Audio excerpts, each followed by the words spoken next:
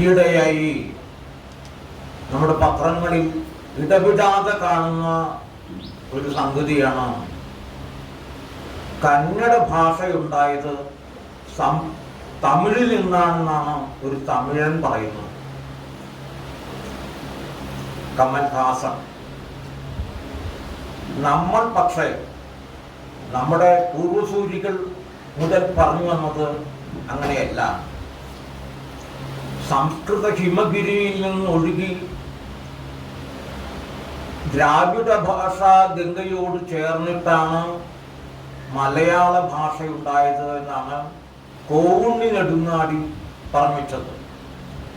സംസ്കൃത ഹിമഗിരി ഗളിത, ദ്രാവിഡ ഭാഷ കളിന്തജ മിളിത, കേരള ഭാഷ ഗംഗ എന്നാണ് പറഞ്ഞത്. ഒരു അവകാശവാദവും ഇല്ലെന്ന് മാത്രമല്ല, അത് ഏറ്റുപറയുകയാണ്. അതാണ് നമ്മൾ.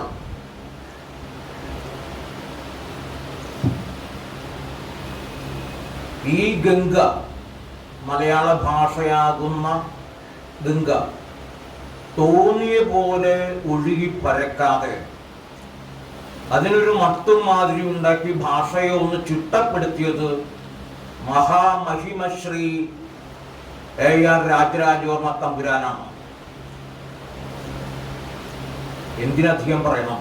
ഇവിടെ 2 പേര് പറഞ്ഞല്ലോ, ഈ അദ്ദേഹത്തെ പറ്റി ഒന്നും ഉണ്ടായിട്ടില്ല, ചർച്ചയുണ്ടായിട്ടില്ല, കാര്യമായ ഈ സ്മരണോദ്യമങ്ങളൊന്നും ഉണ്ടായിട്ടില്ല.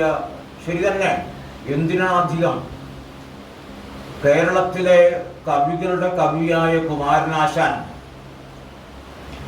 AR തമ്പുരാൻ അന്തരിച്ചപ്പോൾ എഴുതിയ വിലാപകാവ്യം മാത്രം മതി അദ്ദേഹത്തിൻ്റെ ഗാംഭീര്യം എന്താണെന്ന് വ്യക്തമാകാൻ. അതിൽ എല്ലാ ശ്ലോകങ്ങളും എന്ന് പറഞ്ഞ പോലെ എനിക്ക് ഹൃദയസ്ഥമാണെങ്കിലും ARന്റെ വിശ്വരൂപം തെളിഞ്ഞു നിൽക്കുന്ന ഒരു ശ്ലോകം മാത്രം ഞാൻ പറയാം. അതിൽ എല്ലാം ഉണ്ട്.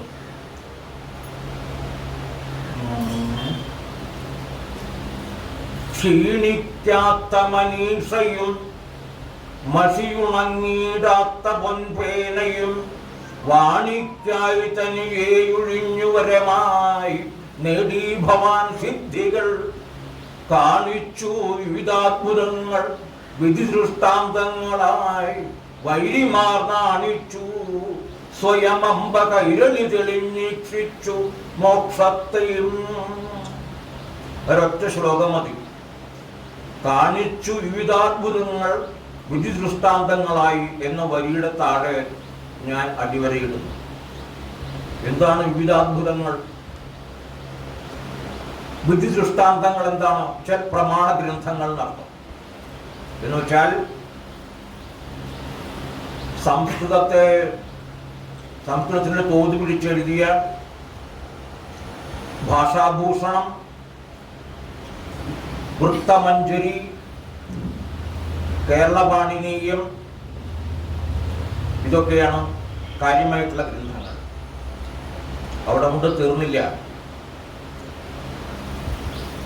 സംസ്കൃതം പഠിക്കാൻ ആഗ്രഹിക്കുന്ന മലയാളികൾക്ക് വേണ്ടിയിട്ട് ലഘുപാണീയം, മണിദീപിക എന്ന 2 ചെറിയ പുസ്തകങ്ങൾ എഴുതിയിട്ടുണ്ട്. അത് അതിമനോഹരമാണ് താൻ. ലഘുപാണീയം, മണിദീപിക. ഇതുകൂടാതെ ഒരു മഹാകാവ്യം സംസ്കൃതത്തിൽ എഴുതിയിട്ടുണ്ട് അദ്ദേഹം. അതിവിടെ ആരും പറഞ്ഞു, ആംഗല സാമ്രാജ്യം. അതും പോരാതെ സംസ്കൃതത്തിൽ നിന്ന് അഭിജ്ഞാന ശാകുന്തളവും ഒക്കെ, അങ്ങനെ 2-3 പുസ്തകങ്ങളെങ്കിലും മലയാളത്തിലേക്ക് മാറ്റി അതിമനോഹരമായി അയത്നലളിതമായി തർജ്ജമ ചെയ്തിട്ടുണ്ട് അദ്ദേഹം. ഒരു 10 കൊല്ലം മുമ്പ് വരെ നമ്മുടെ കുട്ടികൾക്ക് 10ാം ക്ലാസ് പാസ്സായാൽ അവർക്ക് വൃത്തത്തെ പറ്റി, അലങ്കാരത്തെ പറ്റി, സന്ധിയെ പറ്റി, സമാസത്തെ പറ്റി ഒരു സാമാന്യ രൂപം ഉണ്ടായിരുന്നു. കാരണം ഒന്നിനൊന്നോട് സാദൃശ്യം ചൊന്നാൽ ഉപമയാമത് എന്ന് ചൊല്ലിപ്പഠിച്ചവരാണവർ. 12 മസജം സതന്ത ഗുരുവും ശാർദൂല വിക്രീഡിതം എന്ന് ചൊല്ലിപ്പഠിച്ചവരാണവർ. അതിൻ്റെ ഗുണം അവർക്കുണ്ട്. നിങ്ങൾക്കറിയുമോ, ഇന്ന് BA പോലും അത് വേണ്ട, MA വേണ്ട. അതുകൊണ്ട് എന്തായി, വൃത്തത്തിൽ എഴുതാത്ത കവിത കാരണം നമ്മൾ വട്ടത്തിലായി. വൃത്തത്തിൽ എഴുതുന്നില്ല എന്ന് മാത്രമല്ല, ഇവരൊക്കെ MA പാസ്സായി PhD എടുത്തിട്ടാണ് എഴുതുന്നത്. ഇവരെ PhDയുടെ വലിപ്പം എന്താണെന്ന് അറിയാൻ രഘുവിന്റെ അജ്ഞാതനാമാവിന്റെ അവസാനത്തെ ചാപ്റ്റർ വായിച്ചാൽ മതി. ആ PhDയുടെ മുടുക്കം നമുക്കറിയാം. ഒന്നും അറിയില്ല. ഒരിക്കൽ D. വിനയേന്ദ്രൻ ശാർദുല വിക്രീഡിതത്തിൽ, അതൊരു പക്ഷെ അദ്ദേഹം പറഞ്ഞ ശാർദുല വിക്രീഡിതമാവാം, ഒരു ശ്ലോകം എഴുതി മാതൃഭൂമിയില്, അബദ്ധ പഞ്ചാംഗം. ഉടനെ പണ്ഡിതന്മാര് അതിലെ തെറ്റുകൾ ചൂണ്ടിക്കാണിച്ചു. ഉടനെ D. വിനയേന്ദ്രന്റെ മറുപടി, അത് എന്റെ ശാർദുല വിക്രീഡിതമാണ്. അന്നാണ് ഞാൻ ആദ്യമായി അറിഞ്ഞത്, അങ്ങനെ ഓരോരുത്തർക്കും ഓരോ ശാർദുല വിക്രീഡിതമുണ്ട് എന്ന് ഞാൻ അന്നാണ് അറിഞ്ഞത് ആദ്യമായിട്ട്. എന്താണ് നമ്മുടെ കവിത? ഒരിക്കൽ വൈലപ്പള്ളി ചോദിച്ചു, എന്നോട് പറഞ്ഞാണ്, നമ്മുടെ പിള്ളേർക്ക് എന്ത് പറ്റി ചേച്ചി എന്ന് എന്നോട് ചോദിച്ചത് ഈ കവിത കണ്ടിട്ട്. നിലു സി നാരായൺ എന്നൊരു കവിയത്രി കവിത നമുക്ക് കേട്ടിരിക്കും. അവരൊരു കവിത ആരംഭിക്കുന്നത് ഇങ്ങനെയാണ്. എൻ്റെ ഓർമ്മയക്തി കൊണ്ട് പറയണമല്ല, ആ കവിതയുടെ എടുത്തുകൊണ്ടാണ് ഞാനിത് പറയുന്നത്. ആദ്യത്തെ മഴ പെയ്യുമ്പോൾ ഞാൻ അടുക്കളയിലായിരുന്നു. സാരില്ല, അടുക്കളയിലല്ലേ, പെൺകുട്ടിയല്ലേ, മഴയല്ലേ, മഴയല്ലേ പെയ്യുന്നത്, പെൺകുട്ടിയല്ലേ, അവിടെയെങ്കിലും ഉണ്ടല്ലോ. ഒരിക്കൽ വിലാസിനെ എന്നോട് പറയുകയുണ്ടായി, ഒരു മലയാള കവിതയുടെ ആരംഭം. കരിനിലാവ് എന്നെ ബലാത്സംഗം ചെയ്തു. മലയാള ഭാഷയുടെ ഗതികേട്. കരിനിലാവ് എന്നെ ബലാത്സംഗം ചെയ്തു. ഈ നിലയ്ക്കാണ്. ഒരു 25 കൊല്ലം മുമ്പ് സച്ചിദാനന്ദൻ മാതൃഭൂമിയിൽ ഒരു ലേഖനം എഴുതിയിരുന്നു. കവിതയ്ക്ക് വൃത്തം വേണം. ഞാൻ തന്നെ ഇതിൽ കൊടുത്തിട്ടുള്ള കവിത നിങ്ങൾ നോക്കൂ, അത് കേകയിലാണ്. ജാനകി പോരൂ എന്ന് പറഞ്ഞപ്പോൾ ഒരു കവിതയിൽ കൊടുത്തിട്ടുണ്ട്. പോരെ. അപ്പൊ ഈ വഴി തെറ്റിച്ചതിനുള്ള പശ്ചാത്താപമായിരിക്കാം. ഒരിക്കൽ നമ്മുടെ കോസ്ഫോർഡിൽ അയ്യന്തോട് ഒരു കവിതയെ കുറിച്ചൊരു മീറ്റിംഗ് ആണ്. അന്ന് A. G. ശങ്കരപ്പിള്ള സംസാരിക്കുകയാണ്. അദ്ദേഹം പറഞ്ഞ പ്രധാനമായിട്ടുള്ള വാചകം മാത്രം ഇവിടെ പറയാൻ ഞാൻ, മലയാളത്തിൽ വൈലോപ്പിള്ളിക്ക് ശേഷം കവിതയുണ്ടായിട്ടില്ല. മലയാളത്തിൽ വൈലോപ്പിള്ളിക്ക് ശേഷം കവിതയുണ്ടായിട്ടില്ല. പറയാനുള്ളത് പറയേണ്ടതുപോലെ പറഞ്ഞു ശീലിച്ചതുകൊണ്ട് ഞാൻ കയറി പറഞ്ഞു അദ്ദേഹത്തോട്. അപ്പൊ അങ്ങയുടെ കവിതയൊന്നും കവിതയല്ല അല്ലേ? എന്താ സംശയം? അദ്ദേഹം പറഞ്ഞോളെ എന്നോട്. സാധാരണ ആളുകൾ സത്യം ചെയ്യുമ്പോൾ പറയില്ലേ, ഞാൻ നോട്ടുനിന്ന് ഭസ്മായിക്കോട്ടെ. അദ്ദേഹം എന്നോട് പറഞ്ഞ വാചകമാണ്. എന്നാൽ ശങ്കരപ്പിള്ളയ്ക്ക് അറിയില്ല, സച്ചിദാനന്ദന്റെ പണി അറിയായിക്കൊന്നുമില്ല. പണ്ടെന്നോ ഒരു 30 കൊല്ലം മുമ്പ് ഞാനൊരു കവിത വായിച്ചിട്ടുണ്ടാവുന്നത്, ബോധിവൃക്ഷ ചുവട്ടിൽ എന്നാണ് കവിതയുടെ പേര്. കറുപ്പല്ലോ കുയിൽ മുകിൽ ഉർവര ഭൂമിയും പൂവിടും കാടും സൃഷ്ടികൻ വർണ്ണം കറുപ്പ് നാം കുര്യരാം മർത്യർ ഒരേ തീ വഹിപ്പോ എന്ന് അദ്ദേഹത്തിന്റെ കവിതയാണ്. അതുപോലെ ചുള്ളിക്കാട് ഇതൊക്കെ അറിയാം. വെറുതെ വഴിതെറ്റിപ്പോയി, ആളുടെ വഴിതെറ്റിക്കില്ല. ആശാനെ പറ്റി ശാർദൂല വിക്രീഡിതത്തിൽ, അത് D. വിനയേന്ദ്രൻ പറഞ്ഞ ശാർദൂല വിക്രീഡിതല്ല, AR പറഞ്ഞ ശാർദൂല വിക്രീഡിതത്തിൽ ചുള്ളിക്കാട് എഴുതിയ ഒരു മനോഹരമായ ശ്ലോകം. കഷ്ടം മുങ്ങി മരിച്ചു ബാഷ്പജലധീ മധ്യത്തിൽ അങ്ങെങ്കിലും ചിത്തക്ഷോഭകരം ജഗധ്വനിഭരം ശബ്ദം നിലച്ചെങ്കിലും നിത്യം ജീവിത സത്യപാഠമരുളും നിന്നധ്യാത്മവിദ്യാലയം ദുഃഖ ഉപാസന വന്യവാമയമയം നിർമ്മിച്ചു നിൻ സ്മാരകം. ഇതൊക്കെ അറിയുന്ന ആളുകളാണ്. അറിയാനിട്ട് എഴുതുന്നവരെ ക്ഷമിക്കാം, അറിഞ്ഞിട്ട് മറിച്ചെഴുതുന്നവരെ ക്ഷമിക്കാൻ പറ്റില്ല. പിന്നെ കേരളപാണിനീയം സാധാരണ നിലയിൽ എല്ലാവരും വായിക്കേണ്ടതാണ്. അത് വായിക്കുകയൊന്നുമില്ല. അതില്ലാത്തത് കൊണ്ട് എന്താ പ്രശ്നം? ഈ ഞാൻ ഒരു കാലത്ത് മാതൃഭൂമിയിലെ ചില മിസ്റ്റേക്കുകളൊക്കെ വന്നാൽ എഴുതാറുണ്ടായിരുന്നു. മാതൃഭൂമിയിൽ ഇവിടെ രഘുണ്ടിരിക്കുന്ന പറയാൻ വിഷമമുണ്ട്. ഒരു വലിയ വാർത്ത വന്നു, വലിയ തലക്കെട്ടിലാണ്, വീണ വിദ്വാൻ അന്തരിച്ചു. അപ്പോ വിദ്വാൻ വീണെടുക്കായിരുന്നു, ഇതിപ്പോ അന്തരിച്ചു. തെങ്ങിൽ നിന്ന് വീണ ഇപ്പോൾ അന്തരിച്ചു എന്നൊക്കെ കാണില്ലേ? അതുപോലെ വീണ വിദ്വാൻ അന്തരിച്ചു. വീണഭൂമി എന്ന് പറഞ്ഞാൽ പോളൻ ഫ്ലവർ എന്നല്ലേ അർത്ഥം. അപ്പോ കേരളപാണിനി ഭംഗിയായിട്ട് പറഞ്ഞിട്ടുണ്ട്. എന്താണ്? ദീർഘാന്തം ഹ്രസ്വമാക്കേണം അനേകാക്ഷരമാവുകിൽ. അല്ലേ മാഷേ? മാഷേ, അതെ. ദീർഘാന്തം ഹ്രസ്വമാക്കേണം അനേകാക്ഷരമാവുകിൽ. ഒന്നിലേറെ അക്ഷരങ്ങളുള്ള വാക്കാണെങ്കിൽ അവസാനം അതിന്റെ ദീർഘം വേണ്ടെന്ന് വെക്കണം. അപ്പൊ വീണ, ഞാൻ വീണയും കൊണ്ട് അങ്ങോട്ട് ചെന്നു, ഞാൻ വീണ വായിച്ചു, അങ്ങനെ മതി. പക്ഷെ അതിൻ്റെ കൂടെ വേറൊരു സമസ്തപദം വരുമ്പോൾ അതിൻ്റെ പൂർവ്വരൂപം പൂർണ്ണമായി വരണം. വീണ വിദ്വാൻ, സുഷമാ സ്വരാജ് എന്നൊക്കെ പറയുന്ന പോലെ. പക്ഷെ ഈ ഇലക്ഷൻ സമയത്ത് പെണ്ണുങ്ങൾ നിൽക്കുന്നിടത്തൊക്കെ തന്നെ അവരുടെ ഭർത്താക്കന്മാരുടെ പേര് കൂട്ടിച്ചേർത്ത് ഷീല വിജയകുമാർ എന്ന് എഴുതുള്ളൂ. ഒരു ഭർത്താവിന്റെ പേരിനോട് ചേരുമ്പോൾ ദീർഘം വരുന്ന നമുക്കറിയില്ല. അപ്പൊ അങ്ങനെ ചില കുഴപ്പങ്ങളുണ്ട് ഭാഷയ്ക്ക്. സാറാ ജോസഫ്, അത് കറക്റ്റാണ്, അത് പഠിച്ചാണല്ലോ, അത് കുഴപ്പമില്ല. അങ്ങനെ ഒരുപാട് കാര്യങ്ങൾ ഈ സാധാരണ നിലയ്ക്ക് വായിച്ച് മനസ്സിലാക്കേണ്ട ഒരുപാട് കാര്യങ്ങൾ അതിനകത്തുണ്ട്. ഈ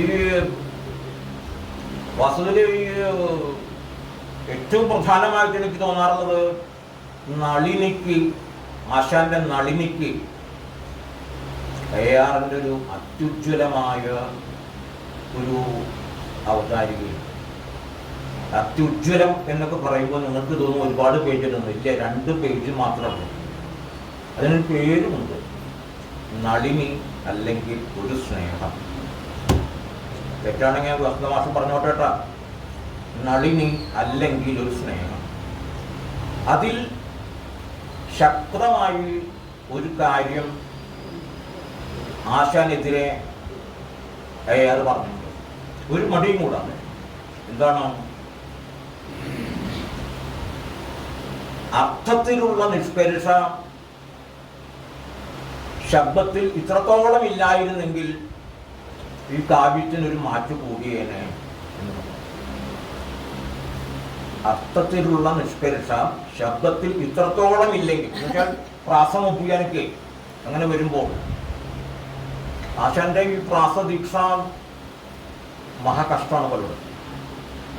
സാധിച്ചു വേഗം അഥവാ ജന്മകൃത്യം സാധിഷ്ഠ ബോട്ടിക നിശിവാന്ധപാദം ബാധിച്ചു വാഴ്വശില മേഘത്തിൽ ബാധിച്ചു വേഗം അഥവാ ജന്മകൃത്യം സാധിഷ്ഠ ബോട്ട് ഇക നിശിവാന്ധപാദം ബാധിച്ചു മേഘശില വാഴ്വതിൽ നിന്ന് മേഘജ്യോതിസിൽ ക്ഷണിക ജീവിതമല്ലികാമ്യം.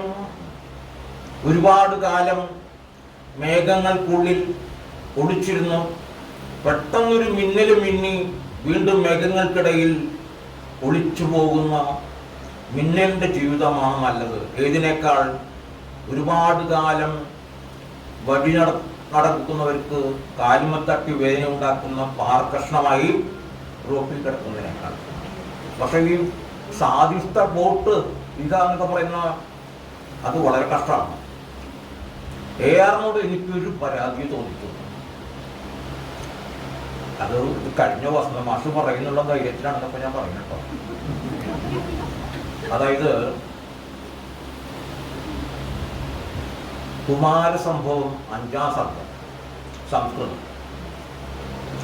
അതില് ഈ ശിവനെ കിട്ടാൻ ഒരു മാർഗവുമില്ല എന്ന് വന്നപ്പോൾ പാർവതി പഞ്ചാഗ്നി മധ്യത്തിൽ നിന്ന് തപസ് ചെയ്തു. എന്നുവെച്ചാൽ ഇവിടെ അഗ്നി, ഇവിടെ അഗ്നി, ഇവിടെ അഗ്നി, ഇവിടെ അഗ്നി, മുകളിൽ സൂര്യൻ. അപ്പൊ ശിവൻ തന്നോട് പാർവതിക്കുള്ള അനുരാഗം എത്ര കണ്ട് ജനുവിനാണെന്ന് അറിയാൻ വേണ്ടി വധുവിന്റെ വേഷം ധരിച്ച് ചെന്നു. എന്നിട്ട് ശിവനെ പറ്റി ഒരുപാട് തെറി പറഞ്ഞു. സഹിക്ക വയ്യാണ്ടായിപ്പോ പാർവതി തോഴിയോട് പറഞ്ഞു, ഞാൻ മലയാളം പറയാതില്ല ആദ്യം, സജീവന വിലക്കണേ കഥിക്കാൻ ഇനിയും ഇതാപത ചുണ്ടനക്കിടുന്നു വരുമിക സുജനാപവാദ പാപം പരനുര ചെയ്വത് കെട്ടുനിൽപ്പവർക്കും. ഈ വരുമിക സുജനാപവാദ പാപം, സുജനങ്ങളെ കുറിച്ച് തെറ്റായി പറയുന്നതിന്റെ പാപം അത് കേട്ടു നിൽക്കുന്നവർക്ക് ഉണ്ടാവും. അങ്ങനെ എന്നിട്ട് പോവാൻ പുറപ്പെട്ടു. ഉടനെ ശിവൻ നസീർക്ക് ചെയ്യുന്ന മാതിരി ശിവൻ പരമശിവനായി മാറി. അപ്പോ ആകെ ഉടറി, അത് വാക്കണം നല്ലത്, വേറെ വാക്കില്ല പകരം ഉടറി. പോവാണോ പോകണ്ടേ, നിൽക്കുകയാണോ വേണ്ടേ? ഈ ഇംഗ്ലീഷിൽ പറഞ്ഞാൽ, ഒരു സിനിമയുടെ ഭാഷയിൽ പറഞ്ഞാൽ ഒരു ഫ്രീസിങ് ഷോട്ട് എന്ന് പറയാൻ വേണമെങ്കിൽ സ്റ്റക്കായി പോയി അവിടെ. അപ്പൊ സംസ്കൃതത്തിൽ എങ്ങനെയാണെന്ന് അറിയുന്നത്,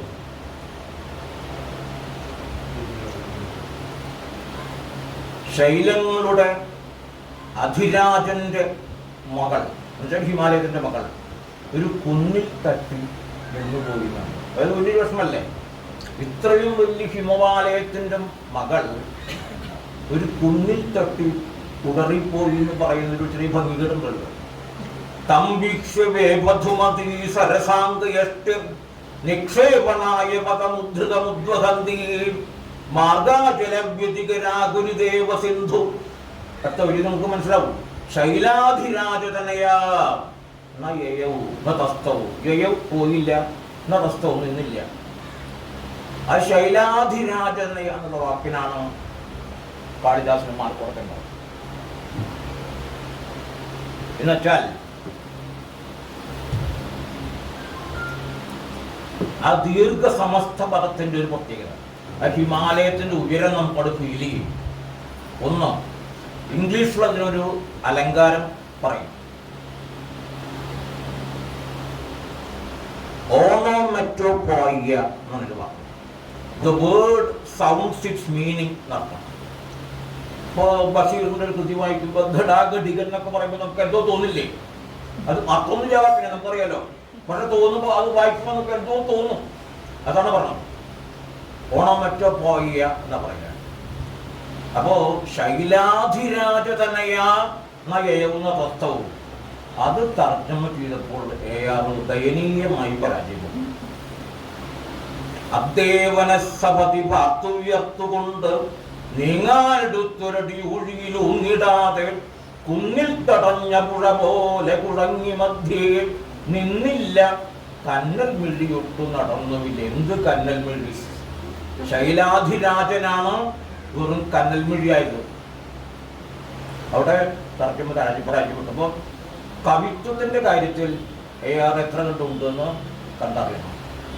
എന്നാൽ ചില ഭാഗത്തൊക്കെ ഈ അധര പിസലയരാഗ എന്ന് ശാകുന്തളത്തിലുള്ളത് തളിരുപോലെ അധരം സുമനോഹരം ലളിതശാഖകൾ പോലെ ഭുജദ്വയം കിളിമൊഴിക്കു തനവു കുസുമോപമം മിളിതമുജ്വലമാമ യൗവനം, അതൊക്കെ അതിമനോഹരമായിട്ടുണ്ട്. ആ കാവ്യ സങ്കല്പത്തെ കുറിച്ചാണ് ഞാൻ പറയുന്നത്. ആ സങ്കല്പത്തിലുള്ള വ്യത്യാസം കൊണ്ടാണ് അത് വന്നത്. അപ്പോൾ ശരിക്കും പറഞ്ഞാൽ നമ്മുടെ ഈ വൃത്തമൊക്കെ പഠിച്ചിട്ട് ഈ ഒരു വൃത്തങ്ങളൊക്കെ ലക്ഷണങ്ങൾ കാണാപ്പാഠം പഠിക്കണം. എന്നിട്ട് കുറേ ശ്ലോകങ്ങൾ ഹൃദിസ്ഥമാക്കണം, ഉരുവിട്ട് ഹൃദിസ്ഥമാക്കണം. അങ്ങനെ മനസ്സിൽ ഒരു അച്ച് ഫോം ചെയ്യും, പിന്നെ അതിലേ വരുള്ളൂ. അപ്പൊ മനസ്സിലാവും മലയാള കവിതയുടെ മിടുക്ക് എന്താണ്. ഇപ്പോ നാലപ്പാട്ട് നാരായണ മേനോന്റെ കണ്ണീർ തൊഴി, ഞാനിങ്ങോ ചിന്താശകലങ്ങൾ കണ്ണുനീരിൽ പിടിപ്പിച്ചൊരു കോട്ട കെട്ടി അടിച്ചുടച്ചാൻ ഞൊടികൊണ്ടതാരോ പ്രപഞ്ചമേ നീ ഇതുതന്നെ എന്നും. എന്ത് മനോഹരമായി വരികയാണ്. ഉരുക്കിടുന്നു മിഴിനീരിലിട്ട് മുക്കുന്ന മുറ്റും ഭുവനേക്ക് ശില്പി മനുഷ്യഹൃത്താങ്കനകത്തെ ഏതോ പണിത്തരത്തിന് ഉപയുക്തമാക്കാൻ. അതും ഒരു വിലാപകാവ്യമാണ്. ഭാര്യ മരിച്ചപ്പോൾ എഴുതില്ല. പിന്നെ മലയാളത്തിലെ ഏറ്റവും ഗംഭീരമായ വിലാപകാവ്യം വളരെ വിസ്മയത്തോടു കൂടി മാത്രം ആലോചിക്കേണ്ടുന്ന UC ബാലകൃഷ്ണൻ പഠിക്കാം. 10-25 വയസ്സിൽ എഴുതിയാണ്. 10-16 വയസ്സിൽ 10-12 വയസ്സിൽ കവിത എഴുതി തുടങ്ങി. 10-15 വയസ്സിൽ അച്ചടിച്ചു തുടങ്ങി. തിരുവിതാംകൂർ സർക്കാരിനെ കുറിച്ച് അദ്ദേഹം എഴുതിയിട്ടുള്ള ലേഖനങ്ങൾ അവരെ പൊള്ളിച്ചിട്ടുണ്ട്. വസ്തുതകൾ വിഷുദർശനം ഒരു വിലാപം. തിങ്ങിപ്പൊങ്ങും തമസ്സിൽ കരളിലൊരു കുടം പോലെ കടലിലൊരു കുടം പോലെ ഭൂചക്രവാളം മുങ്ങിപ്പോയി മുഴുക്കെ കുളിരിളതും ഇളങ്കാറ്റു താനേ നിലച്ചു. മങ്ങിക്കാണുന്ന ലോക പ്രകൃതിയുടെ പകർപ്പെന്ന മട്ട് അന്ന് മൗനം തങ്ങിക്കൊണ്ട് അർദ്ധരാത്രിക്ക് ഒരു പുരുഷനിരുന്നീടിനാനാടലോടേണം. അതാണ് കവിത. ഈ വൃത്തം പഠിച്ചാൽ കവിത വന്നില്ലെങ്കിലും കവിതകൾ മനസ്സിലാക്കാനും അത് പെട്ടെന്ന് മനസ്സിൽ പതിയാനും അവിടെ അത് വലിയൊരു കാര്യമാണ്. വസ്തു ഇങ്ങനെ ARന്റെ നേരത്തെ പറഞ്ഞ മാതിരി ചർച്ചകളൊന്നും ഇല്ലെങ്കിൽ തന്നെ ARന്റെ ഒറ്റ വിലാപകാവ്യം, ARനെ കുറിച്ചുള്ള വിലാപകാവ്യം മാത്രം മതി ഈ അദ്ദേഹത്തിന്റെ സ്മരണ നിലനിർത്താൻ. അതിഗംഭീരമായ വിലാപകാവ്യം.